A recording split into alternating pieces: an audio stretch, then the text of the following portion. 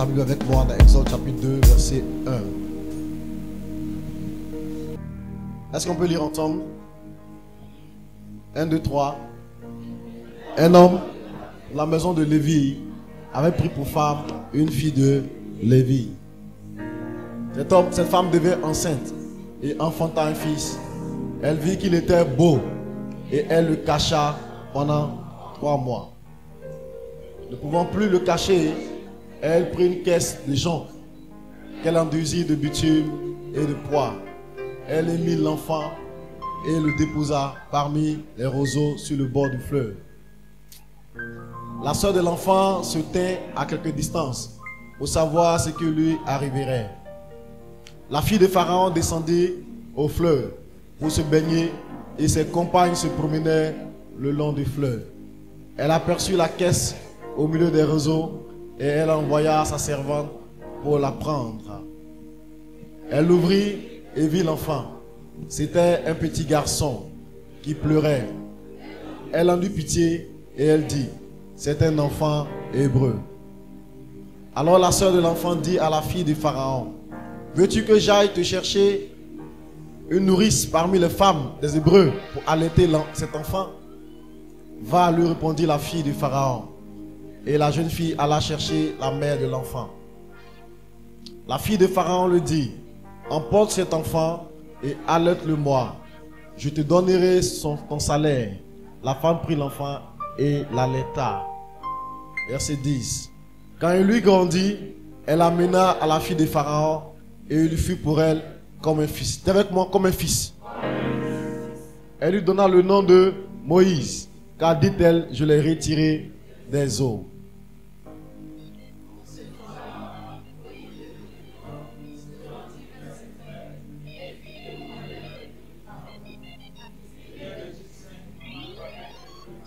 Amen. Acclame la parole du Seigneur. Alléluia. Acte des Apôtres chapitre 7 verset 20. Acte des Apôtres chapitre 7 verset 20.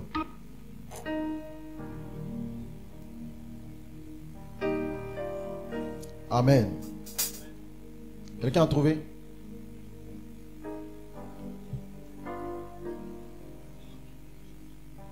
Acte 7 verset 20. À cette époque naquit Moïse, qui était beau aux yeux de Dieu. Il fut nourri 3 mois dans la maison de son père. Et quand il eut été exposé, la fille de Pharaon le recueillit et l'éleva comme son fils. Directement comme son fils. Verset 22. Moïse fut instruit dans toute la sagesse des Égyptiens et il était puissant en parole et en œuvre. Amen.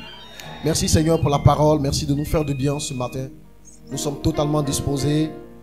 Nous nous soumettons à ton esprit. Prends le contrôle de toutes choses au nom de Jésus. Quelqu'un dit Amen. Assieds-toi sur la tête de tes ennemis. Amen. Gloire à Dieu. Gloire à Dieu. Aujourd'hui, je vais partager avec toi un thème sur la bénignité. Dis avec moi la bénignité. La bénignité. Amen. La bénignité. Alléluia. Amen. Galates chapitre 5 verset 22 dit: le fruit de l'esprit, c'est quoi? C'est quoi? L'amour, la joie, la paix, Hey! la bonté, la bénignité, la douceur, la tempérance. Bon, lisons. Attends, c'est bon, lisons. Mais le fruit de l'esprit, c'est l'amour, la joie, la paix, la patience, la bonté, la bénignité, la fidélité, la douceur, la tempérance. Amen. En fait, ça, c'est le caractère de Dieu. Ce texte-là montre comment Dieu est. Dieu est amour. Amen. Dieu est amour. Dieu est plein de joie. Dieu n'a pas un cœur. Dieu n'a pas de problème. Dieu est joyeux. Amen. Dieu est paix. Jésus s'est fait appeler le prince de paix. Amen. Dieu est patient. Regarde, quand tu pries, tu vois que Dieu n'exauce pas n'importe comment. Dieu prend son temps pour t'exaucer. Parce qu'il sait qu'une chose faite, même une bonne chose qui est faite en dehors de son temps, devient une mauvaise chose. Amen. Dieu est patient aussi quand tu pêches. Et puis tu vas demander pardon. Tu vois, il te reprend encore. Dieu te jette jamais parce que Dieu est patient. Amen. Dieu est rempli de bonté. Alléluia. La Bible dit que Dieu est plein de bonté et de fidélité. Dieu est plein de bonté. Il est riche en bonté. Amen. Et donc ce mois, nous allons parcourir maintenant le 6e caractère de Dieu, la bénignité. Alors ces choses qu'on cite, c'est des choses que nous sommes appelés à voir. Parce que la Bible dit que Dieu nous a créés à son image et selon sa ressemblance. Si Dieu est bon, nous devons être bons. Dis Amen. Si Dieu est amour, nous devons aimer comme Christ. Si Dieu est patient, nous devons être patients. Si Dieu a la paix, nous devons avoir la paix. Alors pourquoi es-tu si stressé? De quoi as-tu peur? La peur t'empêche de libérer ton potentiel. La peur t'empêche d'être ce que tu dois être. Quand tu vas à un entretien d'embauche, quand tu as peur, on dit monsieur, veuillez vous présenter. Monsieur, on vous attend. Le là, ça peut vaquer un peu ta peur et ton stress. Sinon, tu t'es préparé toute la nuit avant de venir. Mais quand tu es arrivé, tu as vu l'environnement, la peur. Le manque de paix est à la base de beaucoup d'échecs. C'est la peur qui fait que quand tu vas au l'examen, tu mouilles de ta feuille avant d'avoir commencé. La peur. La peur. La peur d'échouer. La peur du regard des autres. La peur de ce que les gens vont dire est à la base de beaucoup d'échecs. Le manque de paix est à la base de beaucoup de maladies aussi. L'hypertension artérielle, les AVC. Le manque de paix. Celui qui n'a pas la paix du cœur peut tomber malade. Amen. Alléluia. Amen. Ah, groupe musical, vous avez oublié. On peut prêcher comme ça aujourd'hui, non? Mais on n'est pas prêt. Bon, allez vous asseoir. Acclamons le Seigneur pour l'encourager. Alléluia. Gloire à Dieu. Et on a vu aussi que Dieu est bon. Amen. Dieu est bon, plein de bonté. Aujourd'hui, nous allons parcourir la bénignité de Dieu. Comme Dieu manifeste la bénignité. Alléluia. Qu'est-ce que la bénignité, mon ami? La bénignité, c'est une bonté. Mais c'est une bonté, c'est le niveau supérieur de la bonté. La bonté pose des actions, de bonnes actions envers les gens. Mais la bénignité, en posant les actions envers les gens, il cherche à les sortir de leur situation. Dans le cas qu'on a vu, le cas de la fille de Pharaon et de Moïse, elle voit un bébé. Elle sait que c'est un hébreu parce que son propre père, qui est Pharaon, a pris un décret pour demander à ce qu'on tue tous les nouveaux-nés hébreux. Donc quand elle voit un nouveau-né, on a laissé sur le fleuve seul, elle sait que c'est un hébreu. Elle aurait pu le laisser mourir. Elle aurait pu le prendre et puis chez sa mère pour lui donner. Mais elle a décidé de changer le destin de cet enfant. La Bible dit qu'elle a pris cet enfant. Elle a trouvé une mère qu'elle a payée elle-même pour que la mère nourrisse l'enfant. Et c'est sûr qu'elle a fait protéger la mère et l'enfant pour ne pas que les gars puissent le tuer. Jusqu'à ce que l'enfant grandisse. Et quand l'enfant a grandi, elle a pris l'enfant sous son aile. La Bible dit qu'elle a pris comme son fils. Les gens qui manifestent la bonté, ils peuvent éduquer des personnes, les scolariser, prendre soin d'eux comme leur fils. Je suis venu parler de la race supérieure de personnes qui peuvent porter les autres jusqu'à ce qu'ils entrent dans leur destinée. Dis Amen. Ce Moïse-là, qu'elle a pris, ce Moïse qu'elle a hébergé, ce Moïse qu'elle a nourri, ce Moïse qu'elle a enseigné, en fait, lui qui paraissait être un homme, un enfant sans parents, orphelin, pauvre, qui n'avait rien, transportait sur sa vie une grande destinée. Par la bénignité, tu vas avoir l'occasion d'investir dans du futur présent dans le pays. Par la bénignité, tu vas tomber sur des occasions royales qui vont changer ta propre destinée. En fait, Pharaon n'avait pas un seul enfant. Mais le seul dont on parle dans la Bible, c'est celui qui a hébergé Moïse. Par ta bénignité, tu vas être connu. Par ta bénignité, tu dis ton nom va t'inscrire quelque part un jour. Dans une biographie d'un chef d'État. Par ta bénignité. Quelqu'un me suit? Par ta bénignité, tu vas avoir Dieu va te mettre sur ton chemin des personnes de valeur. Moïse était un homme de destinée. Moïse était appelé à devenir un grand prophète. Moïse était appelé à être un grand leader, un grand chef d'État. Parce qu'au temps de Moïse, Israël n'avait pas d'autre chef que lui. Moïse était à la fois prophète, il parlait de Dieu. Il était à la fois le chef de l'État, celui qui décidait de l'organisation du peuple. Celui qui nommait les chefs d'Israël. Mais ce Moïse-là est né sans maison, sur une rivière, sans berceau. L'histoire de Moïse ressemble étrangement à l'histoire de Jésus, qui naît sans maison, sans sage-femme, pas d'hôpital, nulle part pour les bergers. Cependant, il transportait le salut de l'humanité. Si tu manifestes la bénignité, tu vas rencontrer sur ton chemin des hommes et des femmes de destinée. Amen. Qui a déjà acheté un iPhone?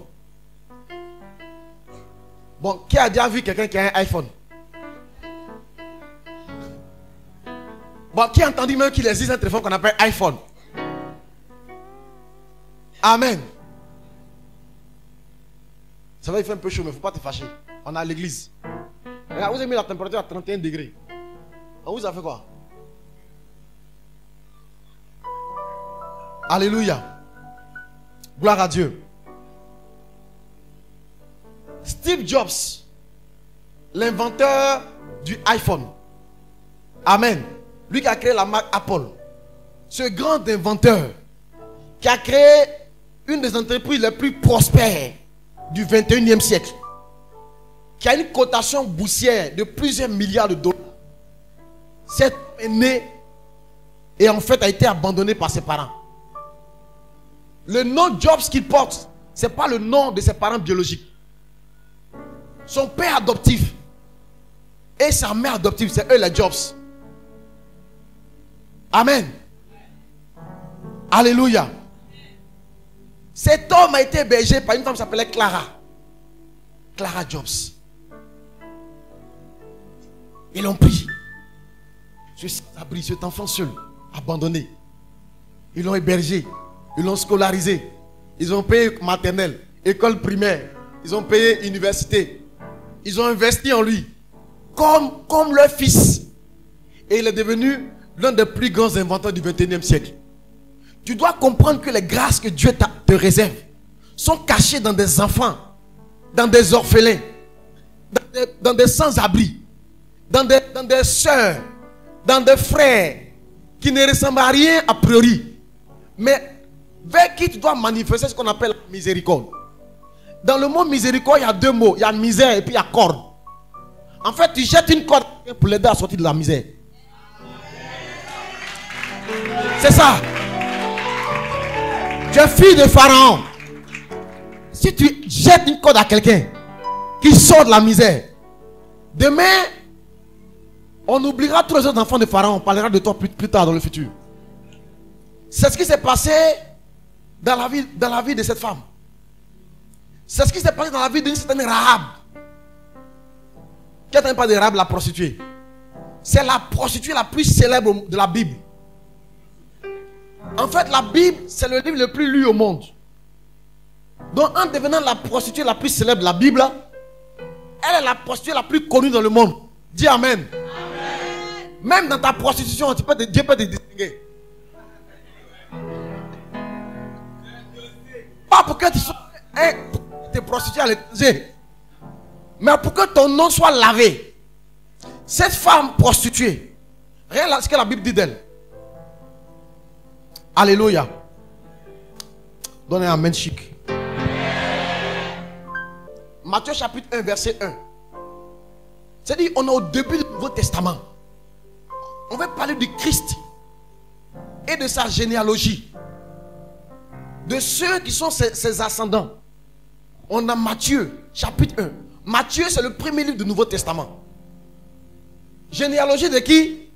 Jésus-Christ. Qui est Jésus-Christ? Le Fils de Dieu. On dit fils de David, fils d'Abraham. Avance. Abraham engendra qui? Isaac. Isaac engendra Jacob, engendra et ses frères. Judas engendra Tamar, Pharez et Zara. Pharez engendra Esrom. Esrom engendra. En fait, on entend dire la partie de la Bible que tu n'aimes pas lire là. Quand tu lis la Bible, tu arrives dans engendra, tu sautes en même temps. Aujourd'hui, tu vas engendrer toi-même. Il dit, tu vas engendrer ta bénédiction aujourd'hui. Tu vas engendrer ta destinée aujourd'hui. Donc on va engendrer ensemble. Engendrant donc. Aram engendra Aminadab. Aminadab engendra Naasson. Naasson engendra Salmon. Salmon engendra Boaz. Deux.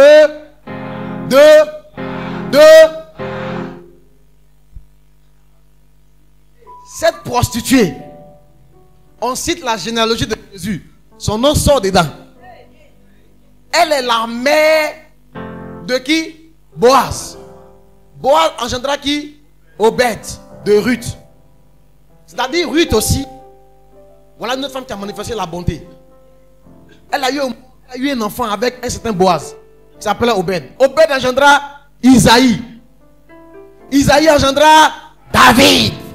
Et puis on dit le roi David. Ah, dans tes descendants, il y aura un roi. Il y aura un roi dans tes descendants. Si tu étais une prostituée, un jour ton nom va t'associer au nom d'un roi, d'un président, d'un ministre et d'un premier ministre. Je suis en train de parler sur ta vie. Tu es assis, ton amen me dérange ce matin. Je dis par ta bénignité, ta descendance va changer. Cette femme était une prostituée, une péou, une joie. Une quoi encore? Aide-moi. Une bouclée. Elle était quoi encore? Une jantra. Tout le monde la connaissait pour ça.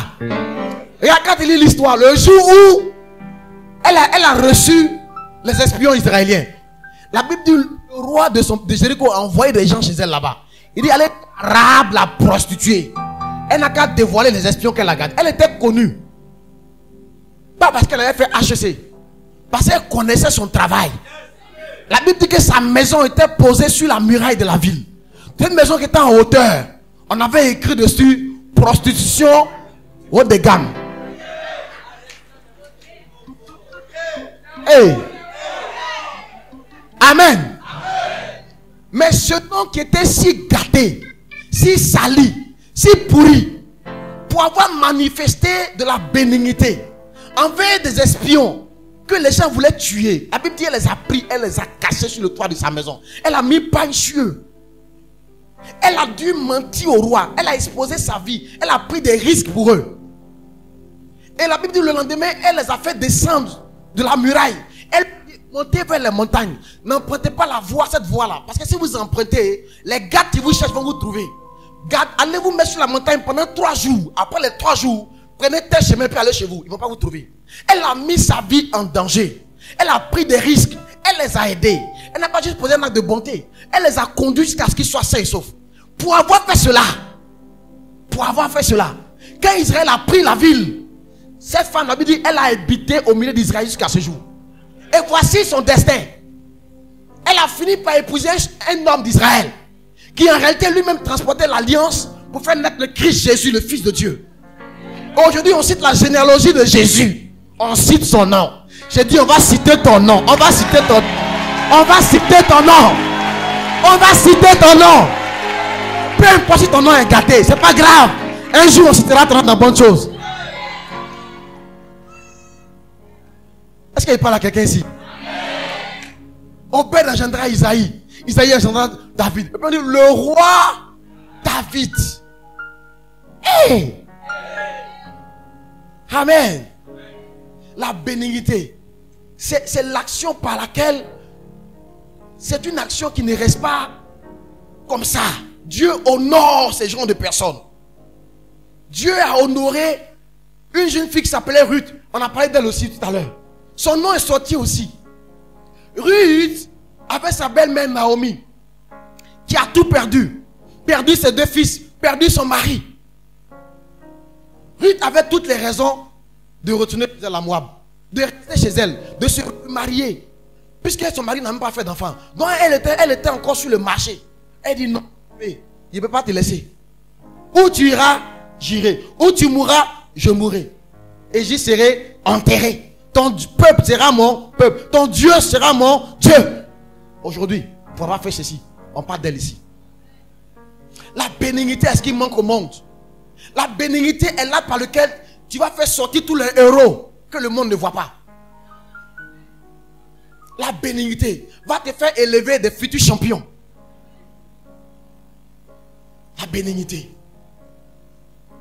Cette femme en élevant Moïse, elle ne s'imaginait même pas que ça allait être le grand réformateur, le grand prophète, le grand homme de Dieu. Tout le monde parle de lui. Même les musulmans. On dit Moussa. Tout le monde donne son nom. On dit que c'était un grand chef, un grand champion. Est-ce qu'on parle encore des autres enfants de Pharaon? On les a oubliés. Ceux qui vivent pour eux-mêmes finissent par rentrer dans l'oubli. Ceux qui vivent sans penser aux autres, sans penser à faire du bien aux autres, ils meurent et puis ils sont dans l'oubli. Mais ceux qui investissent dans les autres, qui investissent dans les faibles, ceux-là, ils ont des descendants. La Bible dit un homme de bien laisse un héritage aux enfants de ses enfants. C'est quoi un héritage qui passe aux enfants des enfants? Une personne peut vivre, d'après ce que Dieu a dit, à moins de 70 ans. Donc, moi, mes enfants vivent 70 ans. Moi, j'ai vécu 70 ans. Mes enfants vivent 70 ans. Les enfants de mes enfants vivent 70 ans. C'est que, pour que l'héritage passe de moi à eux, ça doit être un bien qui peut durer au moins 200 ans.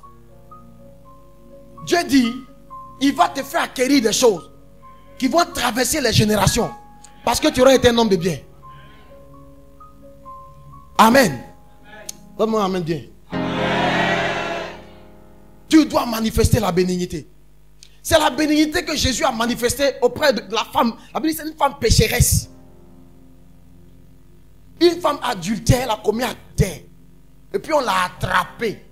Et puis on l'a envoyée chez Jésus. Les gens avec cailloux en main, on doit la lapider. C'est la chef Marie des gens. On l'a attrapée à l'hôtel. Il faut citer le nom de l'hôtel où tu partais. Pas dire où tu vas, où tu partais là. Toi tu partais à l'hôtel d'Ivoire. Ouais. Que Dieu te délivre. Amen. Gloire à Dieu. Amen. La Bible dit, on a envoyé une femme à Jésus. Une femme pécheresse. On dit ça, on l'a pris en flagrant délit. Ça dit que c'est pas on dirait qu'elle cherche femme, garçon. C'est flagrant. Ça dit qu'on l'a pris même. Elle gémissait, puis elle est venue tomber ciel comme ça. On dit, hé! On l'a attrapé, on l'envoie à Jésus. Jésus, on a fait quoi? Qu'est-ce qu'on doit faire cette femme? Moïse a dit de la lapider. La Bible, le Seigneur s'est mis à... Et puis il a commencé à écrire au sol. Et je lui ai demandé à Dieu, mais qu'est-ce que tu écrivais? Il dit, Jésus lui a dit que celui qui n'a jamais péché jette le premier la pierre. Et puis il a commencé à écrire. En fait, il a écrit à terre liste des personnes qui n'ont jamais péché. Et puis il attendait. Il attend qu'il y a personne qui jette la... Il lève la tête, ils sont tous partis. Il dit, hé, ils sont partis. Ma femme, y a-t-il personne pour te condamner? Bon, s'ils ne t'ont pas condamné, moi je ne te condamne pas. Ce jour-là, elle allait prendre la terre à témoin. Liste des personnes qui n'ont jamais péché. Jésus manifeste la bénignité. Par la bénignité, tu peux sortir quelqu'un, un prostitué, ou bien une prostituée.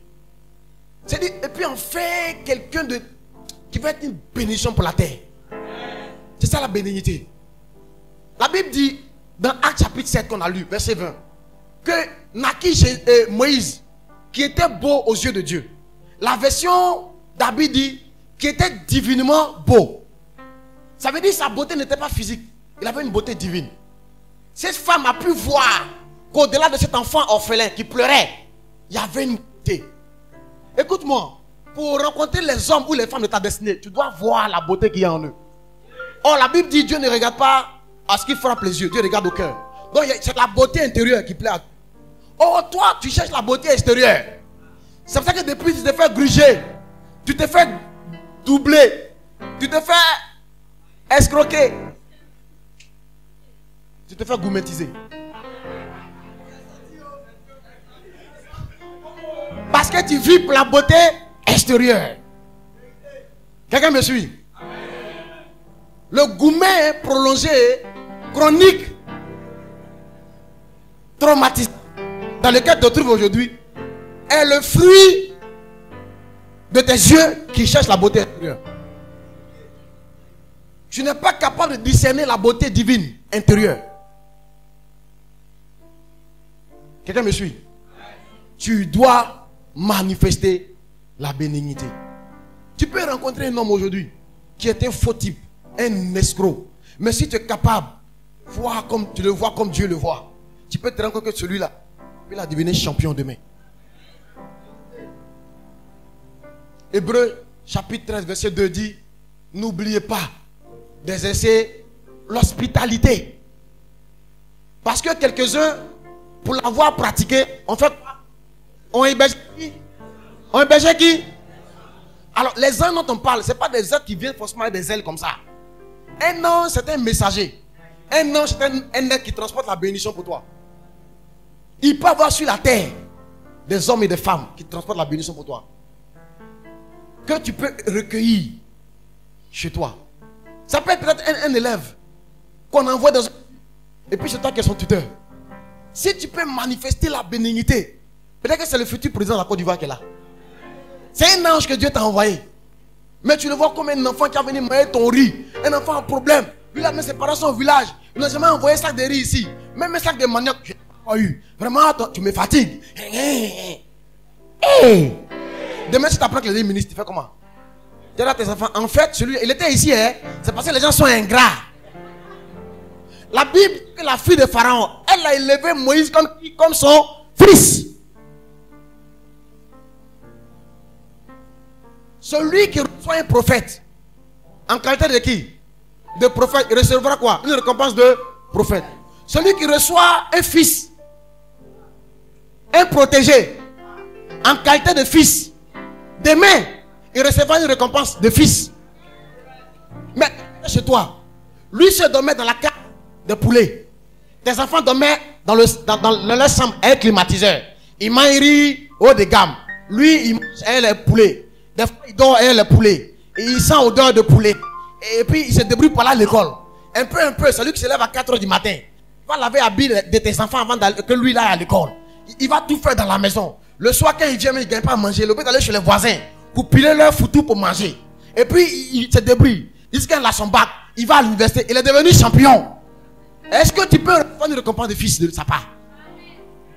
Pourquoi veux-tu moissonner ce que tu n'as pas semé? Je suis venu te dire pendant ce mois, apprends à moissonner de façon désintéressée dans la vie des autres. Apprends à investir comme si c'était tes propres enfants. Tu as été élevé comme fils de la fille de Pharaon. Enseigné dans les lettres et dans les arts. Dans qui investis-tu? En dehors de toi-même.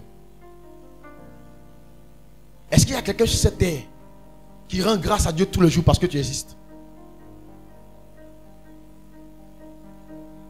Est-ce qu'il y a quelqu'un qui te considère comme sa maman, même si tu ne l'as pas accouché?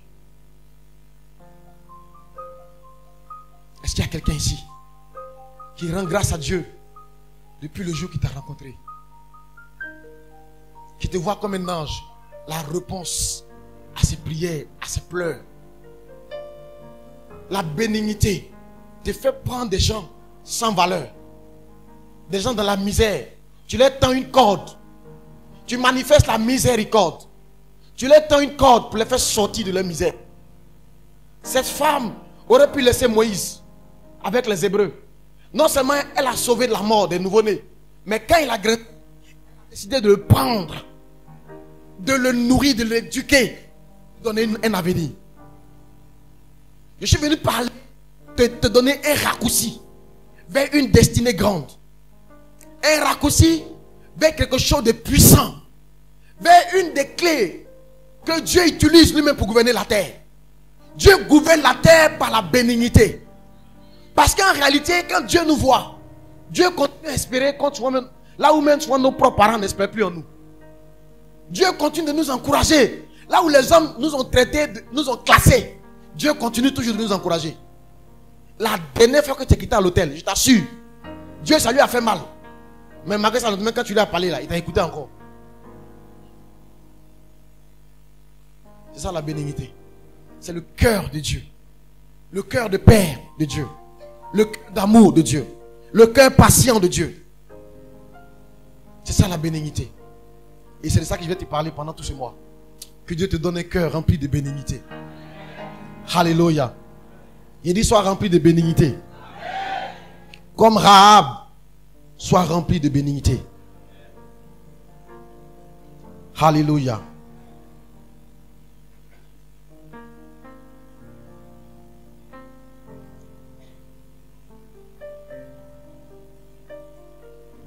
Par la bénignité, Dieu va t'utiliser pour parler aux gens. Tu vas devenir la voix de Dieu. Lorsque tu vas voir quelqu'un qui traverse l'épreuve, tu vas porter son fardeau. Tu vas porter son fardeau dans la prière. Tu vas être la voix par laquelle Dieu va l'encourager, l'exhorter, le motiver. Tu vas aider les gens à s'en sortir par la bénignité. Tu vas t'intéresser à ce qui se passe dans la vie des gens. Et tu vas devenir la voix du Saint-Esprit pour eux. Tu vas devenir le sauveur pour eux. Tu vas devenir le représentant de Dieu sur la terre pour eux. Alléluia. Amen. Amen. Par la bénignité, tu vas protéger plusieurs de la mort. Comme la femme, comme la fille de Saron a protégé Moïse. Tu vas protéger les plus faibles. Celui qui manifeste la bonté, la bénignité, il ne laisse pas le faible se laisser écraser. Lorsqu'il voit une situation d'injustice, il intervient. Il va tout faire pour t'aider. On te traduit en justice. Tu t'en vas au commissariat. Celui qui a la bénédiction, il ne va pas te laisser partir. Il va dire non frère, allons, je vais t'accompagner. Il va aller intervenir, chercher à plaider pour toi. Parce qu'il ne peut pas te laisser comme ça. Des fois même il ne te connaît pas. Des fois même il ne sait pas. Des fois même il sait que tu as tort. Mais il se demande qu'est-ce que je peux faire. Celui qui a la bénédiction se demande toujours qu'est-ce que je peux faire. Amen. Qu'est-ce que je peux faire pour cet homme? Ce mari qui me trompe, qui me donne des goûts. Mais qu'est-ce que je peux faire? C'est pour ça que je honore beaucoup les femmes, les mamans. Que Dieu bénisse les mamans. Une femme est capable de rester avec un homme qui n'a pas de travail.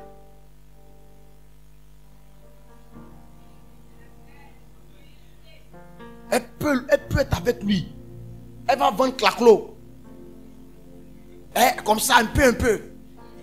Elle lui donne un peu. Va déposer tes dossiers. C'est pas ça les mamans. Va faire ceci. Va au rendez-vous. Va faire... Elle habite à partir. Une femme est capable de faire ça. C'est ça la bénignité. Jusqu'à qu'un jour, le gars a un premier salaire. Et qui se rappelle que c'est sa maman qui l'a mis au monde.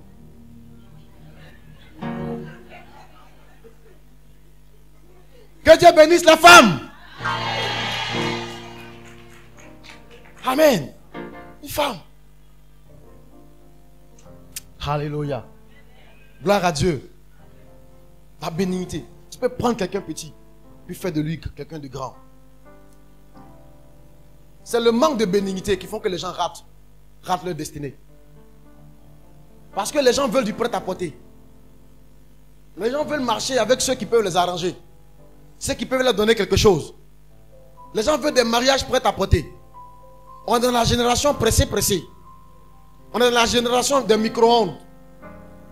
La génération des mixeurs. Où on n'aime pas durer à écraser quelque chose. C'est la génération fast-food. Où on veut aller vite. On n'est pas prêt à souffrir avec quelqu'un.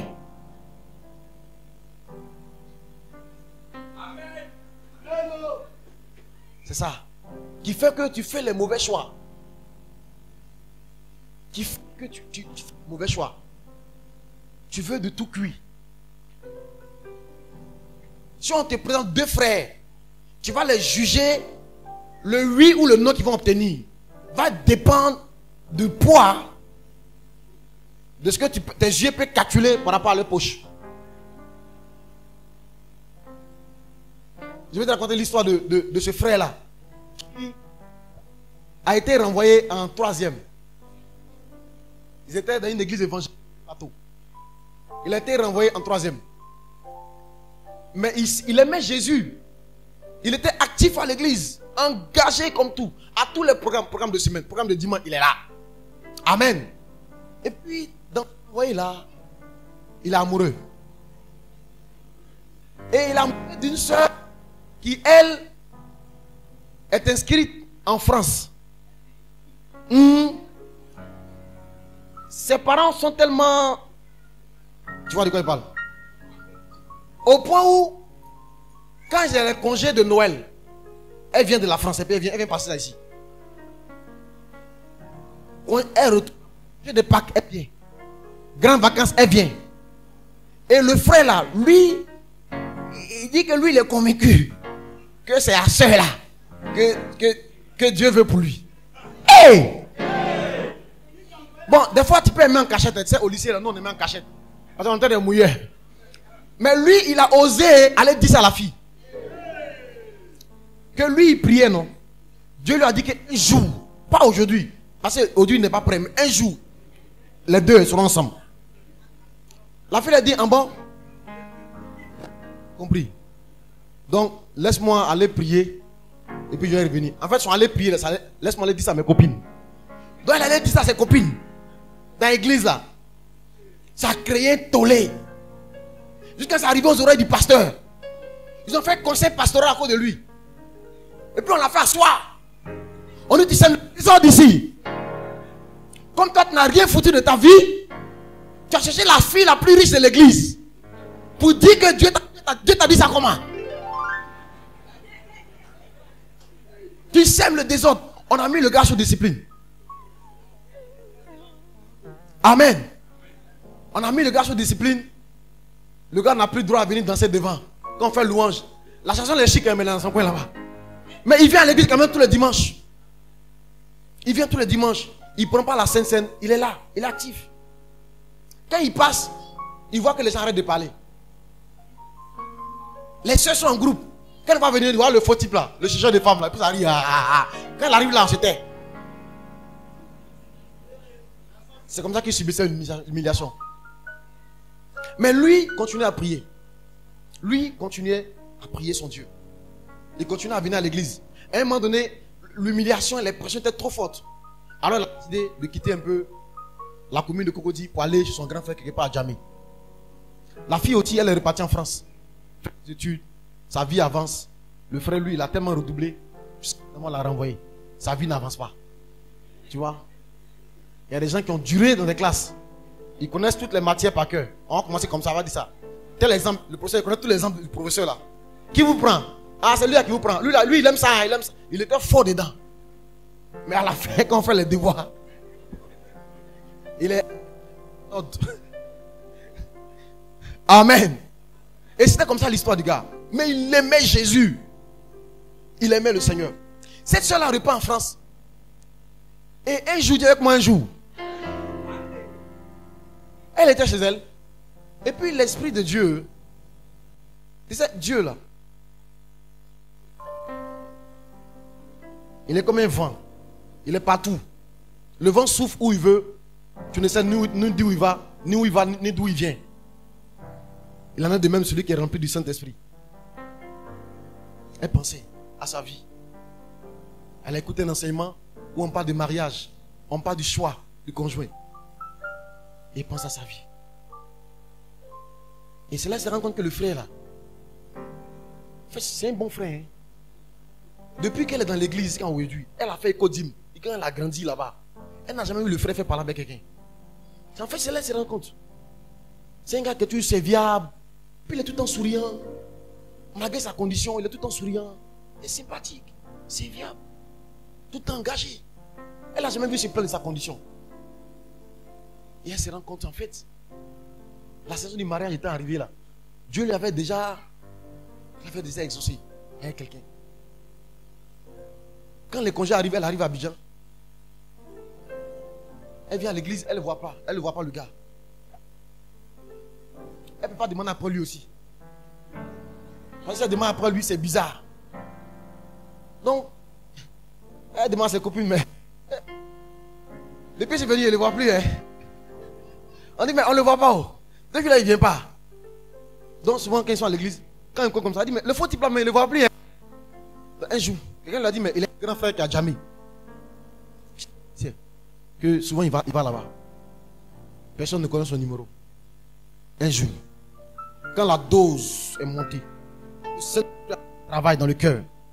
Comme Dieu va combattre pour toi. Comme Dieu va convaincre tes patrons. Dieu va convaincre ceux qui t'ont oublié. Dis avec moi un jour. Samedi, le jeune homme, comme tous les jours, comme le bon fils de Dieu, il s'est levé, il a prié jusqu'au petit matin. Matin, il a médité sa parole. Il a fini de prendre son bain. Il a assis au salon. Il a assis au salon. Tranquillement comme un bon prince. Et on tape à la porte. En fait, la soeur est venue depuis tôt le matin. Elle sillonne la cité policière, tape aux portes. Porte à porte. Il cherche un gars là. Il était à Cocody. On dit, ça s'appelle comment? Elle dit son nom, il n'est pas ici. Porte à porte. Il dit, les gens que tu cherches vont te chercher maintenant. L'employeur que tu as cherché depuis longtemps va te chercher. Ceux qui t'ont oublié, ceux qui t'ont abandonné, ils vont courir après toi. Manifeste la bénignité. Elle est venue taper à la porte. Le gars ouvre. Voilà la soeur qui est là. Elle dit bonjour mon frère. Il la regarde. Elle est venue. Elle est venue. Aujourd'hui, ils sont mariés. Ils sont en France. Elle disait à ma tante. Elle dit à ma tante, elle dit Déborah, les enfants que le gars m'a donné. Elle dit regarde comment mes enfants sont beaux. Moi dans ma famille, les gars sont pas beaux comme ça. Regarde. Ils sont beaux. Mes enfants sont intelligents. Elle dit j'ai épousé un homme qui est tellement bien. Des fois quand je ne rentre pas tôt du travail, quand lui il rentre premier, il vient m'attendre à l'arrêt de bus. Il m'attend à l'arrêt de bus jusqu'à ce que j'arrive. Des fois même c'est l'hiver. Le gars il m'attend. Et puis quand j'arrive, il va me couvrir. Puis il va rentrer à la maison. Elle dit je suis comblé. Je suis épanoui. Arrête de juger par les yeux. Arrête de juger par les yeux. Tant que tu vas marcher par les yeux, par les calculs humains, tu vas rater les anges que Dieu va envoyer vers toi. Tu vas rater. Et les yeux pour voir la beauté de Dieu. Voyez, Moïse était divinement beau. La fille, elle a vu que cet enfant-là, il ne va pas le laisser mourir. Non seulement il va vivre, mais je vais l'aider à devenir quelqu'un. Il est devenu prince d'Israël. Elle a fait de lui un prince. De même que les Jobs ont fait de Steve Jobs ce qu'il est devenu. Tu dois être capable de prendre quelqu'un sur ton aile et puis de l'aider à devenir quelqu'un. Dans cette église, il doit y avoir quelqu'un qui bénit Dieu pour toi. Il doit y avoir un frère ici qui bénit Dieu parce qu'il t'a rencontré ici. Dans cette église. Quelqu'un qui chante pour toi. Quelqu'un qui chante pour toi. Dans cette église. Quelqu'un qui chante pour toi. Je parlerai de ta bonté. Là, il ne parle pas de Dieu, il parle de toi. De ta fidélité. Je dirai tout haut, tout haut, tout haut, ce que tu as fait pour. Il doit y avoir quelqu'un qui chante ton nom, qui rend grâce. Quelqu'un me suit? Il doit y avoir quelqu'un. On m'avait dit de compter sur ta bonté. Quand on m'a fait sur toi comme tuteur, on m'a dit de compter sur toi. Je n'ai pas hésité. Et tu m'as montré ta fidélité. Oh maman, vraiment tu m'as étonné. Combien tes œuvres sont. Amen. Il doit y avoir quelqu'un qui rend grâce pour toi. C'est ça la bénignité. Tu manifestes une miséricorde qui dépasse le monde. Tu fais du bien. Mais tu ne poses pas des actes de bonté ponctuels. La bonté donne. La bénignité se donne. C'est ça que Dieu a fait à l'humanité. Le Fils de Dieu s'est donné lui-même. La bonté donne. On peut donner de l'argent, on peut donner des vêtements, on peut donner ceci. Mais la bénignité ne va pas seulement te connaître de donner l'argent. Il va chercher comment faire pour que tu ne sois même plus obligé de demander l'argent. Parce qu'il estime que le fait que tu veuilles demander l'argent, toi-même là, peut-être que tu n'es pas à l'aise. Donc il va faire en sorte de t'aider à trouver une solution à ton problème définitivement. Ça la bénignité. Ça ne consiste pas seulement de dépanner de temps en temps. J'ai vu dernièrement une vidéo sur Facebook où il y a un jeune homme qui vient de donner un sac de riz à quelqu'un. Et il tape à la porte du gars, c'est une maison en bois. Le gars sort de la maison et puis il dit au gars, mets-toi ici. Il donne le riz au gars. Et puis il dit, regarde la caméra. Le gars dit, attends. Attrape le riz. Le gars, il a attrapé le riz. Et puis le gars est rentré dans sa maison. Il allait porter veste. Il s'est mis en costume lui-même. Et puis il est sorti de la maison. Et puis il a dit, place-toi ici. Attrape le riz. Et puis il dit à l'autre, souris à la caméra.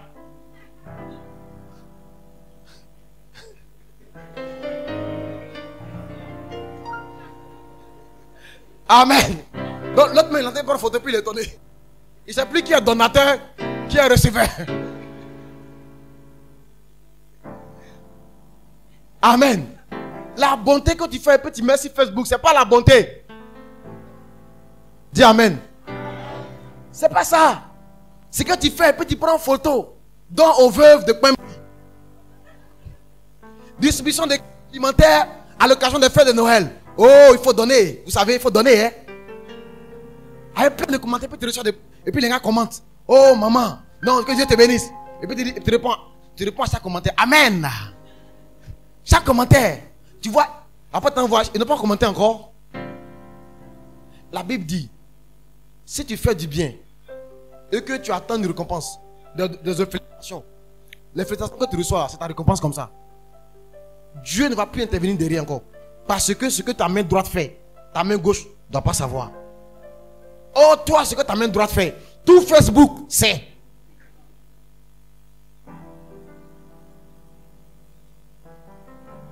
C'est pas là quelqu'un. C'est moi qui paye ton école. C'est moi qui fait ceci. C'est moi. C'est moi. Il ne faut pas oublier. Hein. Un jour, quand tu vas oublier là, tu ne vas pas savoir que c'est moi. Un jour, il y a une femme qui disait, un monsieur qui disait à son fils. La rentrée est arrivée, le gars est venu. Papa, la rentrée est arrivée, il doit partir. Il dit, va chez ta maman là-bas.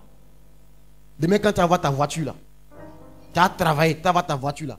Quand tu vas venir à la voiture là, tu vas garer le coffre chez ta maman. Et puis, chez moi, là, c'est le capot que tu vas envoyer chez moi ici.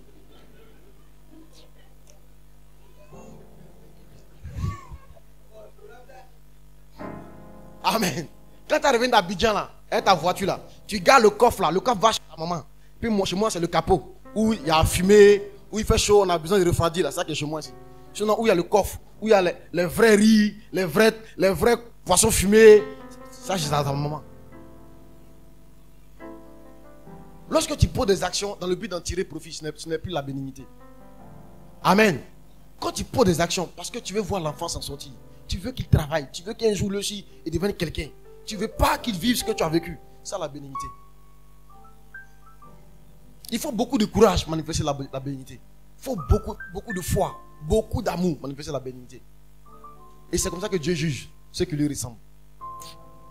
Est-ce qu'il parle à quelqu'un? Que Dieu te donne un cœur qui manifeste la bénignité. Afin de ne pas rater les anges de ta vie. De ne pas rater les Moïse de ta vie. De ne pas rater les Élie de ta vie. La veuve de Sarepta était assise là. Il n'y a pas à manger. Et puis Élie, quand Élie dit donne-moi d'abord même à manger d'abord. Dieu nous apprend cela. Apprends à passer aux autres. Apprends à passer aux autres. Est-ce qu'il parle à quelqu'un ici? Est-ce que quelqu'un veut recevoir la bénignité?